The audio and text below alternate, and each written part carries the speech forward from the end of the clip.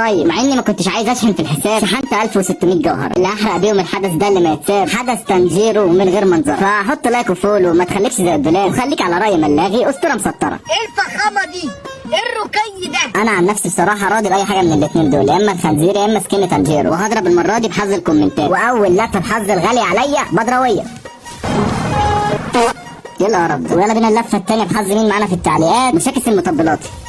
شكلها جايه منك يا مشاكس، شكلها جايه منك يا مشاكس. ايه ده يا اسطى؟ انت عارف لو ما حطيتش لايك هخلي الكلب ده يعضك فين؟ ويلا بينا اللفه الثالثه بحظ هاجر. انت عارفه لو جبتها يا بنتي هاجر انا تهانينا يا هاجر. يا جرينا انت شايفاني غلط ولا عشان ضربت بحظ بنت؟ طب ايه طيب جرينا الحدث الجواهر فيها جرينا. اللفه دي المره دي بحظ اخويا انا. هوب